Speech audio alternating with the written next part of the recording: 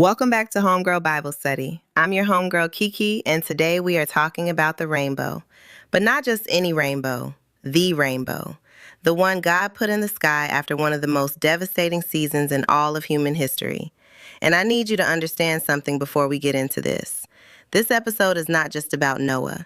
This episode is for every woman who has been through something hard and is sitting on the other side of it wondering, is it really over?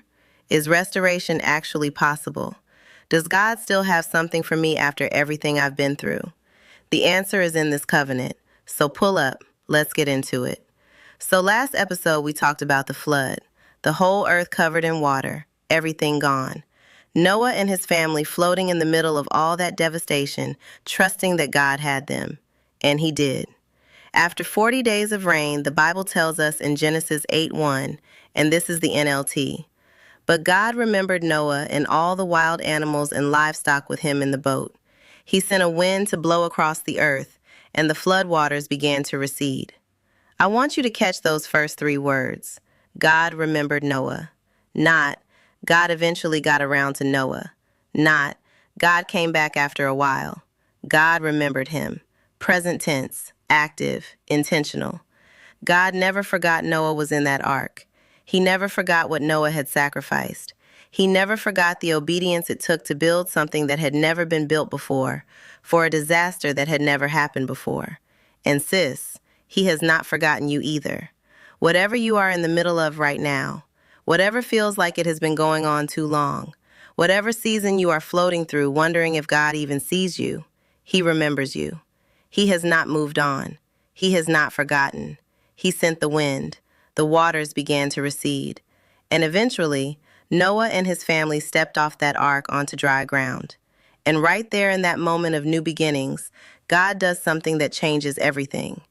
Genesis 9:8-11 says, Then God told Noah and his sons, I hereby confirm my covenant with you and your descendants, and with all the animals that were on the boat with you.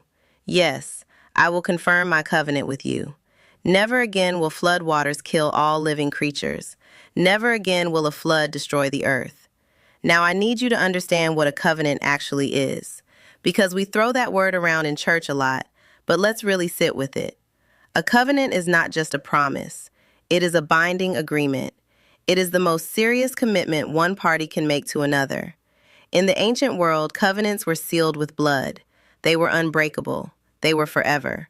And God, the creator of the universe, the God who just flooded the entire earth, looked at Noah and said, I am making you a covenant. I am binding myself to this promise, not just for you, for your descendants, for every living creature, forever. That is the weight of what just happened. And then God did something so beautiful it still gets me every time I read it. Genesis 9:13-15 says, I have placed my rainbow in the clouds. It is the sign of my covenant with you and with all the earth. When I send clouds over the earth, the rainbow will appear in the clouds, and I will remember my covenant with you and with all living creatures. He placed a rainbow in the clouds. But here's what I need you to really hear. God said when he sees the rainbow, it reminds him of his promise. Not just, here's a pretty sign for you to look at. God said this rainbow is for me. It reminds me of my commitment to you. Let that sink in for a second, sis. Every time there is a storm, every time the clouds roll in, every time the rain comes, when it clears and that rainbow appears, God looks at it and thinks of you, of his covenant with you, of his commitment to you, of everything he said he would do in your life. You have a God who built a reminder into the sky so he would never forget his promises to you. Now let's talk about what restoration actually looked like for Noah, because I think we have a very romanticized idea of what life after the flood was supposed to look like. Noah stepped off that ark into a world that was completely unrecognizable. Everything familiar was gone. Every person he grew up with, every place he knew. The entire world he lived in washed away. He wasn't going back to normal. Normal didn't exist anymore. Genesis 9:1 says, Then God blessed Noah and his sons and told them, Be fruitful and multiply. Fill the earth. God didn't say, okay, here's your old life back. God said, here is something new. Here is a fresh start. Here is a future bigger than anything you left behind. And that is exactly how God works in our lives, sis. Sometimes we pray for God to restore what we lost. The relationship, the job, the version of life we had before. And God says, baby, I'm not bringing that back. I'm building you something better on the other side of it. Restoration doesn't always look like going back. Sometimes restoration looks like going forward into something you couldn't have imagined before the flood. So what are we taking from this? 1. God remembers you in the middle of the storm. Genesis 8:1 says God remembered Noah. He didn't forget him. He doesn't forget you. Whatever you are in the middle of right now, you are not invisible to God. He sees you. He remembers you. And He is already working on your way out. 2. God's covenant with you is unbreakable. He didn't just make a casual promise to Noah. He made a binding covenant and sealed it with a sign in the sky. The promises God has spoken over your life are just as binding. He cannot break His word. What He said stands. 3.